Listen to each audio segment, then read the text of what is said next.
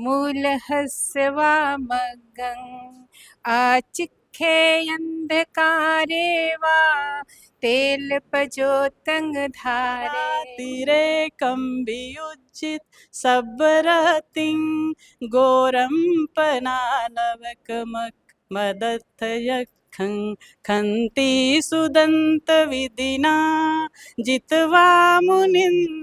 पहले तो हम ऐसे ही बुलाते थे ना किसी को भी, मतलब आप इधर आ जाओ। अभी हम ये कहते हैं कि आदरणीय जी आप ऐसे करो, आदरणीय रिस्पेक्टफुली, मतलब एक दूसरे के प्रति जो रिस्पेक्ट करना है वो हमने धम्मपद संघ से सीखा है। मैं बामन अच्छा, साहब कोई में भी पद 40 साल रहा।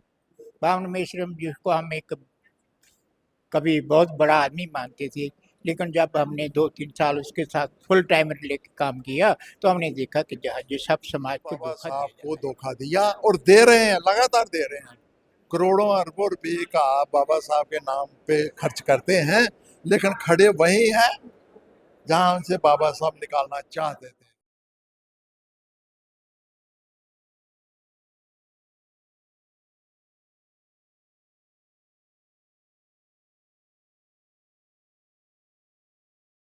नमस्कार, आप देख रहे हैं एनबी न्यूज़ 24x7 नीलम बोध के साथ। और साथियों, आज हूं मैं जम्मू कश्मीर के दशमेश नगर में, जहां पर कि सम्राट अशोक बुद्ध विहार स्थापित है।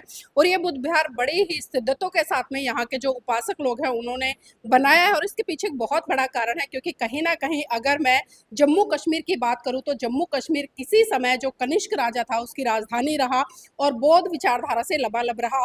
लेकिन जैसे जैसे समय बीतता गया वैसे वैसे तमाम ऐसी संस्कृतियों ने यहाँ पर एक तरह से आक्रमण किया और जो बौद्ध विरासत थी वो धीरे धीरे यहाँ से खत्म हो गई।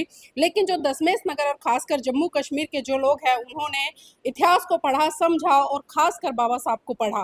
क्योंकि जब बाबा साहब को पढ़ा तो समझ में आया कि इस भारत का कोई कल्याण कर सकता है तो वो है महाकारुणिक तथागत बुद्ध का दिया हुआ धम्म। और उसी विचारधारा को ये लोग लेकर चल रहे हैं और उसी का नतीजा ये है कि जम्मू कश्मीर में ये बहुत बड़ा विशाल बुद्ध विहार बना हुआ है। तो कभी आपका यहाँ आना हो तो विजिट जरूर कीजिएगा। और तमाम यहाँ पर लोग हैं, मैं इन्हीं से जानने का प्रयास करूंगी कि भारत को आज़ाद हुए 77 साल बीत चुके हैं।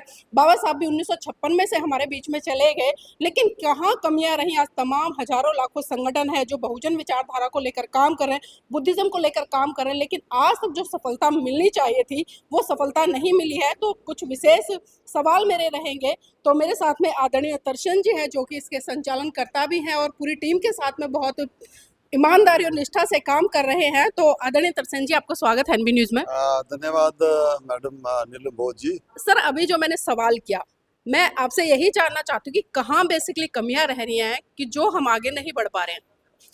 पहली बात यह है कि दाम्पत्य संघ को ये क्रेडिट जाना चाहिए।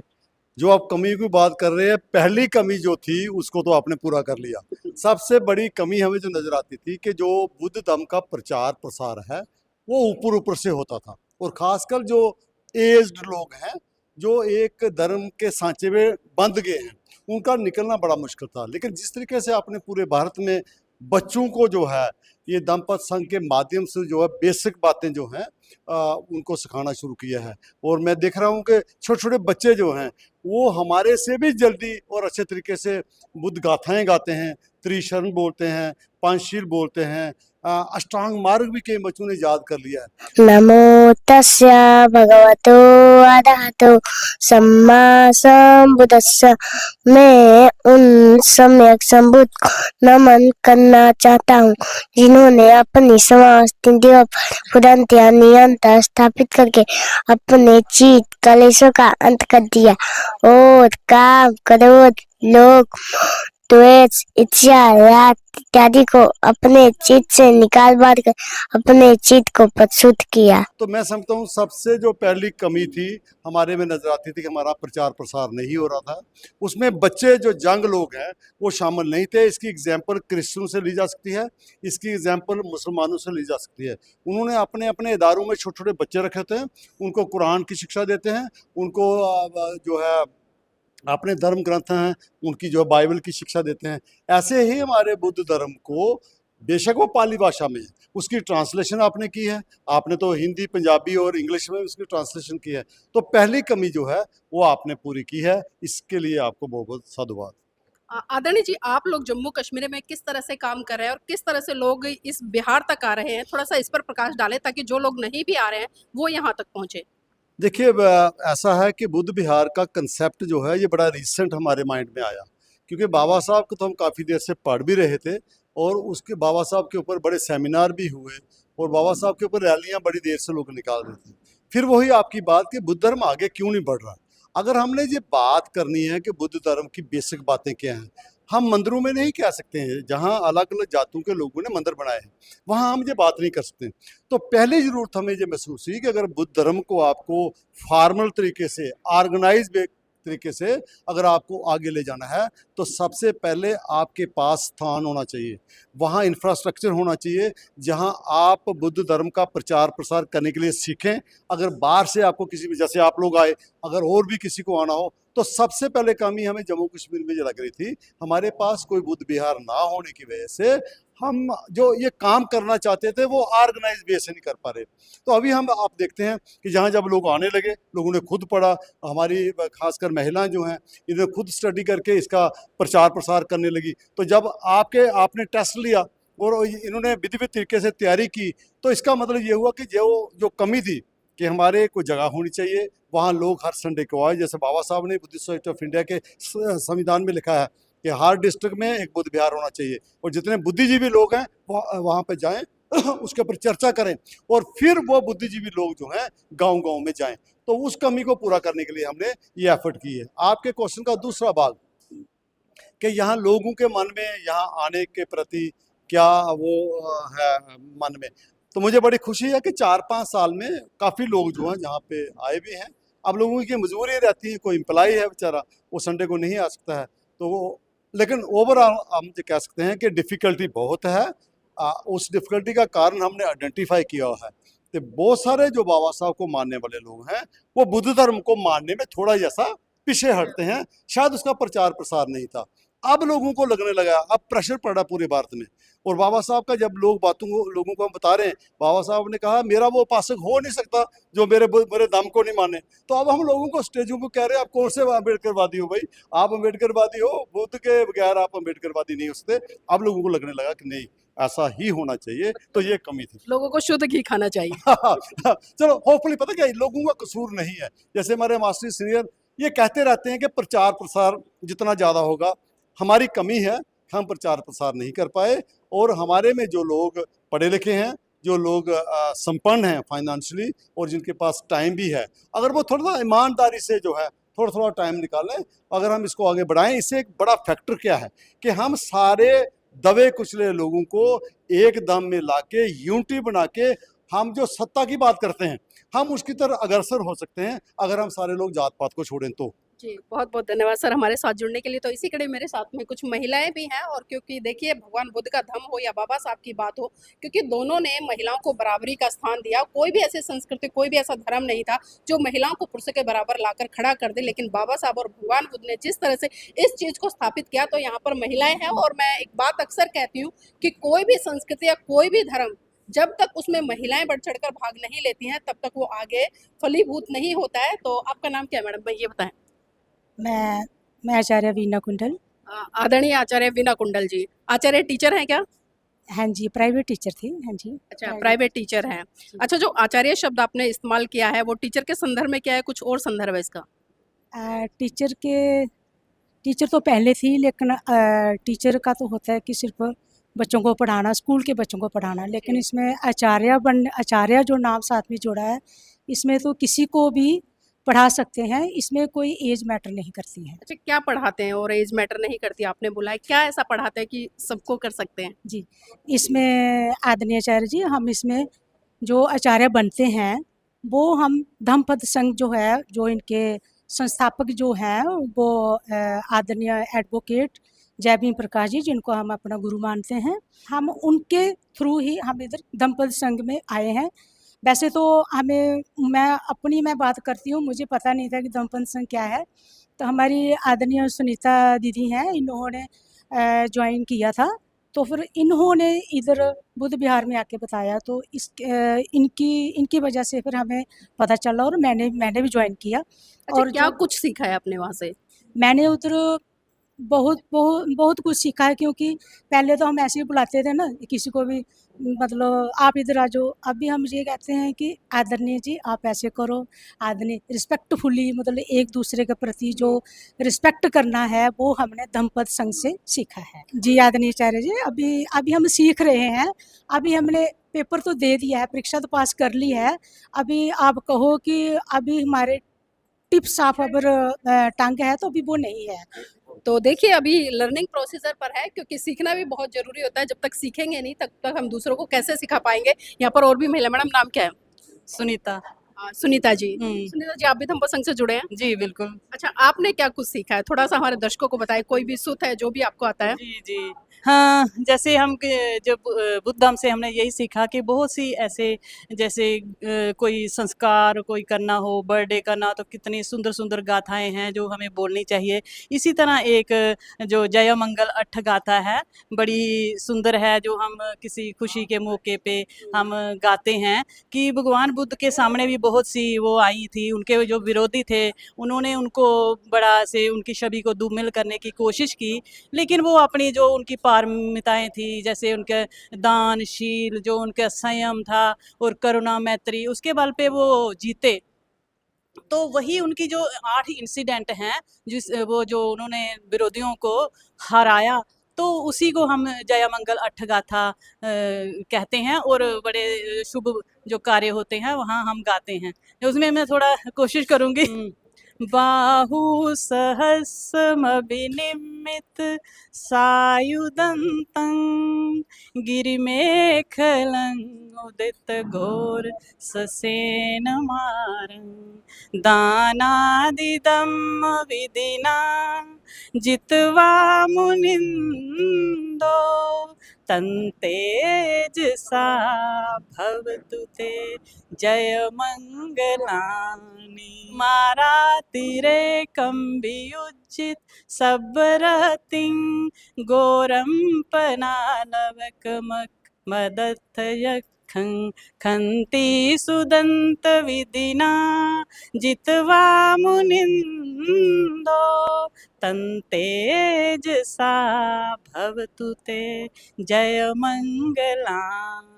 वो कहते हैं कि अगर आप मेरे ये जो 8 क्वेश्चन हैं इनका जवाब दे दोगे, तो वो बड़े अच्छे तरीके से उनको देते हैं। तो था आलवक, वो भी उनका शरण में आ जाता है और वो कहता है कि अब आप यहीं पे रहिए और मैं भी आपके धम्म का जो है प्रचार करूंगा। जी ऐसे। देखिए धम्म में इतनी ताकत है, और जो इसको पढ़ता है और पढ़ने के साथ साथ में अपने जीवन में उतारता है, उसका बदलाव आ जाता है। इसी कड़ी में मेरे साथ में एक दूसरी मैडम भी है, उनसे जुड़े। मैम नाम क्या है? रत्ना बाबा। रत्ना बाबा जी। अच्छा, अभी आपने भी कोर्स किया धम्मपद संघ का? जी जी। अच्छा, आप भी कुछ सुना दें, क्योंकि हम सुन रहे हैं। क्योंकि बेसिकली नॉर्मल बातें तो बहुत सारी होती हैं, लेकिन जो आपने सीखा है वो बताएं थोड़ा। कोई भी सुत है या कुछ भी है, बुद्ध स्तुति मंत्र है? कुछ तो अभी मैं धम्मपद संघ के साथ जब से जुड़ी हूँ, तो मैं आचार्य का मुझे वो मिला है, मैंने एग्ज़ाम पास किया है, तो मैं बड़ी प्रसन्न हूँ कि मुझे एक ऐसे सर्टिफिकेट मिला।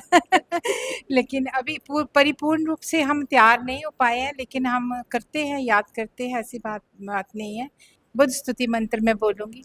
अभिकंतं भोगोतम, अभिकंतं भोगोतम, स्याथापि भोगोतम, स्याथापि भोगोतम, निकुज्जितं वा उक्जय, पटिच्छन्नं वा विवरे, मूलहस्य वा मग्गं, आचिख्येऽन्धकारे वा तेलपजोतङ्गधारे, चखुमन्तो रूपाणि दक्षन्तीति एमेव भूता गौतमे। अनेक पर्यायेन धम्मोपकाशितो, ऐसा हंमहं गौतमं शरणं गच्छामि। भिक्षु च भिक्खु च उपासकं मं गौतमे धारे तो अज तग्गे पानुपेतं शरणं गतन्ति। बताया तो जाए। देखिए महिलाएं जब धम्म को सीखती हैं तो चेहरे पे भी एक अलग रौनक आ जाती है इसी कड़ी में। नहीं, आप आज यहाँ एक कैडर नहीं, एक कैडर हुआ है, आपने सुना है, तो क्या कुछ अच्छा लगा? अच्छा लगा मैम, पहली बार आई हूँ, मुझे इतना कुछ नॉलेज नहीं है इसके बारे में, फिर भी लेकिन आज अच्छा लगा। बहुत सारी बातें हुई हैं यहाँ पर, बाबा साहब को लेकर चर्चा हुई, भगवान बुद्ध को लेकर चर्चा हुई, तो क्या लगता है आपको बदलाव आना चाहिए समाज में? बिल्कुल आना चाहिए मैम, आना चाहिए, और ये बदलाव हम अपने बच्चों से शुरू कर सकते हैं, उनको सिखा के। घर से अभी ही ये महिलाएं हैं, इन्होंने बहुत सुंदर वाणी में बुद्ध का धम्म है, उसकी कुछ गाथाएं पढ़ी, कैसा लगा? बहुत अच्छा लगा मैम। तो आप प्रयास करेंगे? बिल्कुल बिल्कुल। जी, चलिए ठीक है, बहुत बहुत साधुवाद। और देखिए इसी कड़ी में मेरे साथ में बाऊजी हैं, और मैं अक्सर कई बार ऐसे लोगों से मिलती हूँ जो बड़े सीनियर होते हैं और अनुभवी होते हैं और तेज तर्रार होते हैं, और ये तेज तर्रारी अनुभव वहीं से आता है जब वो लोग मिशन मूवमेंट से जुड़ते हैं। और जब जब मैं ऐसे बुजुर्गों को देखती हूँ तो मुझे साहब मान्यवर कांशीराम जी भी याद आ जाते हैं, क्योंकि उनके साथ में तमाम लोगों ने कैडर लिया, तमाम लोगों ने काम किया। तो बाबूजी पहले तो जानना चाहूंगी आपका नाम क्या है? मेरा नाम ज्ञानचंद थापा है। ज्ञानचंद थापा जी। अच्छा बाबूजी, आज यहाँ पर बहुत सारी चर्चाएं हुई हैं, आप अनुभवी हैं, तो आपसे जानना चाहूंगी कि जो कारवा बाबा साहब हमें देकर गए, जिस विचारधारा को देकर गए, जो दिशा व दशा देकर गए, आज बहुजन समाज के लोग हम देखते हैं कि उस पर खरा नहीं उतर रहे हैं। कुछ लोग काम करते हैं वो साधुवाद के पात्र, लेकिन जो लोग आज जानबूझकर भी चीजों को इग्नोर कर रहे हैं, उनके लिए क्या कहेंगे? मैडम जी, मैं 1974 से डॉक्टर अम्बेडकर मिशन में काम कर रहा हूँ, और वो मिशन भी रिपब्लिकन पार्टी। मैंने पहली बुद्धिस्ट कॉन्फ्रेंस 1975 में नागपुर में अटेंड की, लेकिन वो संगठन बना तो साल बाद दोबारा उसने हमें किसी ने बुलाया नहीं। मैं बाम साहब में भी 40 साल रहा। बाम मेश्रम जिसको हम एक कभी बहुत बड़ा आदमी मानते थे, लेकिन जब हमने 2-3 साल उसके साथ फुल टाइम लेके काम किया तो हमने देखा कि जहाँ जो सब समाज को धोखा दिया जा रहा है। हम चाहते कि क्या कैडर कैंप बनाएंगे जहाँ लोगों को कैडर दिया जाएगा, एजुकेशन यूनिवर्सिटियों में संस्थाएं बनाई जाएंगी, बच्चों को तैयार किया जाएगा, संगठन यूनियन बनाए जाएंगे। कुछ ऐसा नहीं हुआ, इसलिए मैं उनको 16 में त्याग करके आ गया था कि आप कुछ नहीं कर सकते। अभी भी मैंने जो पम्पलेट लिखा आप उसको पढ़ोगे तो मैंने सारे इंडिया के लोग जो बड़े बड़े अच्छे लोग हैं उनके बारे में क्रिटिक किया है, उनको नुक्ताचीनी की है, आलोचना की है कि आपने कहा क्या था और चल कहाँ रहे हैं। तो उसके बाद अब मैं घर आ गया हूँ। मैंने 3-4 किताबें लिखी है। मैंने एक पहली किताब लिखी है मेरी नागपुर यात्रा, उसी पर लिखा है मैंने, वो अभी छपेगी। एक मैंने लिखा है डॉक्टर फूले अम्बेडकर पैरियर फूले अम्बेडकर मूवमेंट और उसकी आलोचनात्मक समीक्षा। जितने भी संगठन बने बड़े और क्यों टूट गए, इन पर मैंने समीक्षा की है। तो एक और मैंने छोटी सी किताब लिखी है बुद्ध, कबीर और रविदास एक ही पथ के रहे। तो ये बहुत से हम कर रहे हैं। मैं काफ़ी रहा इंडिया में, 2-3 साल घुमा, 1 साल मैं यूपी में रहा, 1 साल नागपुर में रहा, लेकिन जब मुझे निराशा हुई कि यहाँ कोई काम अच्छा नहीं हो रहा तो मैं आ गया। फिर मैंने किताबें वगैरह लिखना शुरू की, फिर यहाँ बुद्ध विहार बना और बहुत अच्छा चल रहा है। जब हम आपका देखते हैं, आपका जय भीम का देखते हैं, तो जब वो एक है मैं संघ हूँ, ऐसे लोगों को देखते हैं तो उत्साह बढ़ता है कि अम्बेडकर मूवमेंट तो पीछे जा रही है लेकिन धम्म का नकाम जो है वो बढ़ रहा है। हम निराशावादी नहीं है। इस देश में बुद्ध आएगा, खास करके जम्मू कश्मीर का जहाँ तक तलक है, जहाँ हमारा एक कंसक ने 4थी कॉन्फ्रेंस की थी, बुद्धों की कॉन्फ्रेंस की थी, तो हम तो यहाँ निराश नहीं है। बुद्ध आएगा, बुद्धम का आएगा, ये देश आने वाला है। और मैं कहता हूँ जिस हालात में आप जा रहे हैं ये बहुत जल्दी बदलने वाला है और इस देश में एक जुगाड़ आएगा जहाँ बुद्ध धर्म अच्छी तरह से फैलेगा। सर आज कार्यक्रम हुआ, कैसा लगा आपको? बहुत बढ़िया रहा जी। बहुत अच्छा लगा। बहुत अच्छा लगा कि जो हम आपको पहले टीवी पर देखते थे, यूट्यूब पर देखते थे, आज हमने सामने आपका पूरा प्रचार देखा है। और हमारे समाज को समझना चाहिए कि गुरु रविदास जी ने एक बात कही थी, जात जात में जात है जीव कल्याण में पात। अब हमें अपनी जातियों को छोड़ना चाहिए। हम क्या करते हैं, अपनी अपनी जातियों का संगठन बनाते हैं और उसको मजबूत करते हैं। ये नहीं करते कि हम सारे इकट्ठे होकर एक इकट्ठा संघर्ष करेंगे। जहाँ पर हमारे कबीर साहब जी के मंदिर हैं वहाँ पर बुद्ध की फ़ोटो होनी चाहिए। जहाँ पर रविदास जी के मंदिर हैं वहाँ पर भी बुद्ध की फ़ोटो होनी चाहिए। और दोनों की समानता जो है लोगों को बतानी चाहिए, क्योंकि जो हमारा भारत जो है ये तो बुद्धमय भारत था। अब भी हमें कोशिश करनी चाहिए कि हम अपनी जातियों को छोड़कर बुद्धमयी रास्ते पर चलना चाहिए। जी, बहुत बहुत साधुवाद। सर, नाम क्या आपका? मेरा नाम तरसेम लाल जी। तरसेम जी, आज कार्यक्रम में आए, पहले ये बताया आज कार्यक्रम का जो कैडर रहा पूरा का पूरा, उसका अनुभव कैसा रहा आपका? बहुत अच्छा है, मेरे को तो बहुत खुशी हुई कि मैं तो 2-3 बार ही आया हूँ, लेकिन अम्बेडकर जी के साथ मैं बड़ी इनके जो आइडियोलॉजी है उसके साथ काफ़ी देर से मैं जुड़ा हुआ, लेकिन अभी मैं 2-3 बार ही इस कार्यक्रम में, आज तो आप आए, बदकिस्मती से मैं आ गया इधर, तो मुझे बहुत अच्छा लगा आपका प्रोग्राम। तो मुझे आपका जो आपके संदेश दिया है, तो मेरे को सभी को इसको मानना चाहिए, बुद्ध में होना चाहिए सबको। जी, बहुत बहुत धन्यवाद। तो इसी कड़ी मेरे साथ में दर्शन जी भी हैं, लगातार अपनी बात रखते हैं मुखर होके, बिना किसी डर के। दर्शन जी, सवाल वही रहेगा क्योंकि आज कैडर रहा है और कैडर हमेशा कुछ ना कुछ सीखने के लिए किए जाते हैं, क्योंकि हमने देखा समाज में जब से कैडर खत्म हुए, हम मान्यवर काशीराम जी के समय से या बहुत सारे रहे बहुजन नायक नायिकाएं, जब से कैडर खत्म हुआ तो विचारधारा भी धीरे धीरे धूमिल सी होती गई। तो आज आपको लगता नहीं है कि जिस तरह से उस समय कैडर होते थे, चाहे वो राजनीतिक हो, धार्मिक हो या सामाजिक हो, आज बहुत बड़े स्तर पर उनकी जरूरत है? बिल्कुल है। Thank you madam. ये जो रेपिटेशन ऑफ रिवाइवल किया है, हम इसको रिवाइवल बोलते हैं, रिवाइवल ऑफ थॉट्स। जो बुद्ध का थॉट था, अंबेडकर थॉट है, ये आपस में थॉट है। बुद्ध का है morality, how to increase moral values, individual value कैसे बनती हैं, आपका आचरण ठीक होगा, आपका दूसरों के साथ प्रेम बढ़ेगा, भावना बढ़ेगी, राग द्वेष सब दूर भागेंगे, सब दुख दूर भागेंगे। तो ये बुद्ध की विचारधारा एक विशाल इशू है। तो रही बात अंबेडकर जी की, अंबेडकर जी ने अपनी लाइफ में बुद्ध को जरूर फॉलो किया और उन्होंने उसकी विचारधारा को हमें एक डॉक्यूमेंट्री एविडेंस में दे दिया। उससे उसको ने बंद जब किया, रिटर्न किया, एम्बॉडीफाई किया, तो उसके आगे हमें किसी ज़्यादा ज़रूरत नहीं पड़ती। हमें जो भी करना है आज के संदर्भ में, हम कॉन्स्टिट्यूशन को मद्देनजर रख के आगे बढ़ें। सबके लिए इक्वल अपॉर्चुनिटी है, लेकिन दुर्भाग्य मैं इसको बोलूँगा, मिसफॉर्चून बोलूँगा, कि हमने आगे तो बढ़ना चाहा हर एक ने, लेकिन अपने स्टेटस को मेंटेन करके जो बाबा साहब के विचार के अगेंस्ट जाते हैं। बाबा साहब ने कहा कि अपने आप को चेंज करो और चेंज करके आप शिफ्ट करो। तो चेंज जो है वो कुदरत का एक प्रिंसिपल है कि आदमी बचपन से लेकर एंड तक चेंज ही करता आता है तो एंड में जाता है। तो चेंज जो है इट इज़ अ मस्ट। जब तक आदमी चेंज नहीं करता वो तरक्की नहीं कर सकता। तो बाबा साहब का रेलेवेंस बहुत ज़्यादा है, लेकिन दुर्भाग्यवश मैं बोलूँगा इसको कि जो इसके डायरेक्ट बेनिफिशियरी रहे उन्होंने ही बाबा साहब को धोखा दिया और दे रहे हैं, लगातार दे रहे हैं। करोड़ों अरबों रुपये का बाबा साहब के नाम पे खर्च करते हैं, लेकिन खड़े वही हैं जहाँ से बाबा साहब निकालना चाहते थे।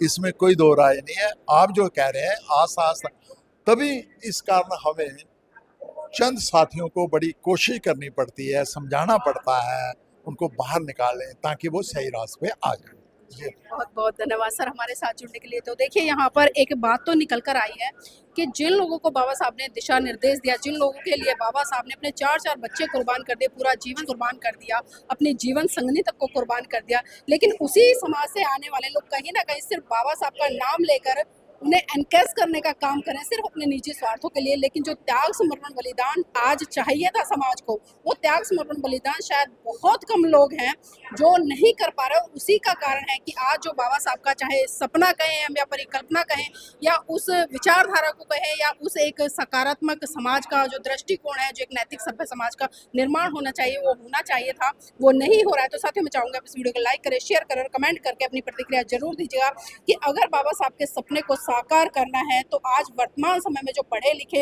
नेता हैं या बुद्धिजीवी हैं या बौद्ध भिक्षु हैं या बहुजन मीडिया है, उसको किस तरह से काम करना चाहिए, प्रतिक्रिया जरूर दीजिए।